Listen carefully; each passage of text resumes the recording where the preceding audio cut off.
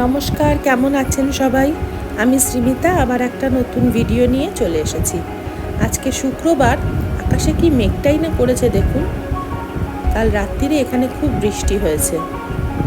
এই দেখুন, আমাকে এই লক্ষ্মী গাছটাতে আবার একটা ফুল ফুটেছে। খুব লক্ষ্মী জানেন, গাছটা আমাকে রোজ একটা করে হলেও জবা ফুল, রোজ একটা দুটো করে এই গাছটাতে ফুল হয়। কোনো দিন আবার তিনটেও ফুল হয় জানেন। কি সুন্দর দেখতে হয়েছে দেখেছেন ফুলটা, ঠিক অরেঞ্জ কালার আর ভেতরটা পিঙ্ক, একটা অদ্ভুত কালার হয়েছে। সকাল সকাল আমার পুজো কমপ্লিট হয়ে গেছে, কারণ আমার ছেলে অলরেডি বেরিয়ে গেছে। তাই ছেলে বেরোনোর আগে পুজোটা কিন্তু আমি করেই নিই। পুজোটা করে নিই, তারপরে তাকে রেডি করি, তারপরে সে এসে ঠাকুর নমস্কার করে বেরিয়ে যায়। আজকে আর একজনও বেরোচ্ছে, এই যে সকাল সকাল তাকে না বলে চুপচাপ একটা ছোট্ট করে ভিডিও করে নিয়েছি, কারণ সারাদিনে বাবু বাইরেই থাকবেন। আজকে একটু চিকেন পকোড়া বানাবো, কারণ আমার ছেলে খেতে চেয়েছে। চিকেনটা এই বাড়িতে শুধু বাবা আর ওই খায়, আমরা কেউই তেমন চিকেন পছন্দ করি না। আজকে চিকেন পকোড়াটা একটু অন্যরকমভাবে বানাবো। চিকেন পকোড়াটা বানাতে আমি নিয়েছি কয়েক পিস বোনলেস চিকেন, নুন, কাসুরি মেথি, লেবু, ডিম, গোলমরিচের গুঁড়ো, তন্দুরি চিকেন মশলা। এই তন্দুরি চিকেন মশলার বদলে আপনার ধনে জিরে গুঁড়ো সাথে গরম মশলাও দিতে পারেন।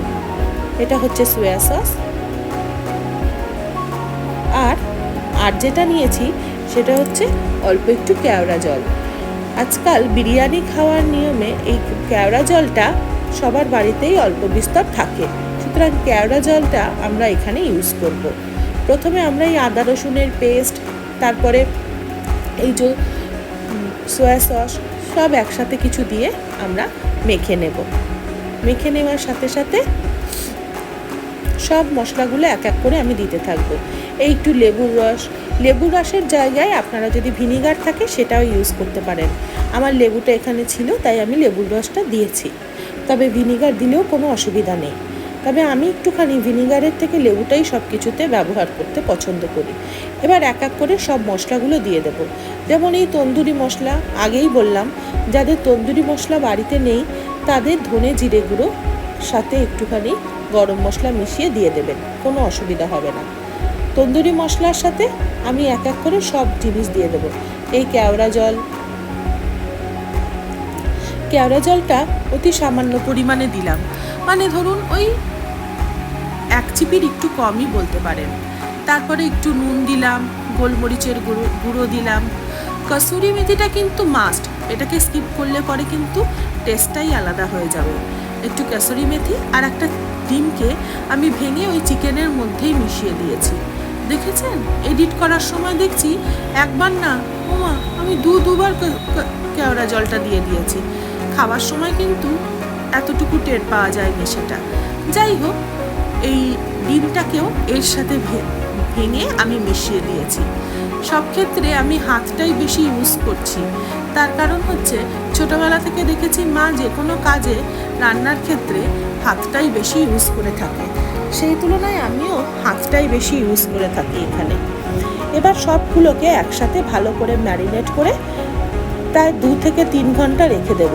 মানে ধরুন আমি যখন ম্যারিনেট করছি তখন ঘড়িতেই 9:30 বাজে, আর যখন বানাবো তখন ওই ধরুন না 1টা বাজবে। 1টা নাগাদ যখন আমার ছেলে 2:30টার সময় আসবে, তার কিছুক্ষণ আগে আমি বানাবো। এবার ওই যে চিকেনগুলোকে আমি ম্যারিনেট করে নিয়েছি, ওর মধ্যে খানিকটা কর্নফ্লাওয়ার দিয়ে ভালো করে ওটাকে মিশিয়ে নিচ্ছি। কর্নফ্লাওয়ারের পরিমাণটা কিন্তু আপনারা বুঝে দেবেন, নুন, কর্নফ্লাওয়ার আর কতটা পরিমাণ ঝাল দেবেন। যেহেতু এটা আমার ছেলে খাবে এবং আমার শ্বশুরমশাইকে হয়তো যদিও খায়, বাবা 1 পিস খেতে পারে, তাই জন্য এর মধ্যে আমরা লঙ্কাটাকে একদমই অ্যাভয়েড করছি। নাহলে যখন আপনারা বানাবেন ওর মধ্যে অতি অবশ্যই একটুখানি লঙ্কার গুঁড়ো বা লঙ্কা কুচিয়েও দিতে পারেন, এতে কিন্তু খুব ভালো খেতে হয়। যেহেতু পরিমাণটাতে আমরা খুবই কম, তাই ডিমের পরিমাণটা বেশি হয়ে যাওয়াতে এটা একটুখানি বেশি পাতলা হয়ে গেছে, তাই এর মধ্যে আমাকে আরেকটু কর্নফ্লাওয়ার অ্যাড করতে হয়েছে। আপনারা কর্নফ্লাওয়ারটা বুঝে শুনে দেবেন। এবার এক এক করে এইভাবে সুন্দর করে মাখিয়ে নিয়ে একটা করে নিয়ে আমরা ভাজতে থাকবো। গরম তেলের মধ্যে দিয়ে দেবো। কড়াইতে অলরেডি তেল গরম করতে দিয়ে দিয়েছি। এবার অপেক্ষা শুধু তেলটা গরম হওয়া, ব্যাস। যেই তেলটা গরম হয়ে যাবে এইভাবে একটা একটা করে পিস নিয়ে তেলের মধ্যে ছেড়ে দেবেন, তাহলে দেখবেন কত সুন্দর একটা কালার এসে যাবে। এভাবে আস্তে আস্তে ছাড়তে ছাড়তে অন্যগুলো যেন বেশি পুড়ে না যায়, গ্যাসটা কিন্তু সিমে রেখে দেবেন, বেশি যেন পুড়ে না যায়। আর ওপর দিয়ে যে ব্যাটারটা আছে সেটাকে এইভাবে ছড়িয়ে দেবেন আঙ্গুলে করে, যাতে মনে হবে একটা ক্রিস্পিনেস আসবে। এটা কিন্তু খেতে খুব ভালো হয়েছিল, কেননা আমার ছেলে এটা দিয়েই আজকে সব পুরো ভাতটা খেয়ে নিয়েছে। আপনারাও বাড়িতে ট্রাই করবেন এইভাবে একবার চিকেন পকোড়া, সন্ধেবেলা স্ন্যাক্সে বা ওই চায়ের সাথে একদম কিন্তু জমে যাবে। একবার খেয়ে অতি অবশ্যই জানাবেন। এখানেই শেষ করছি, ধন্যবাদ।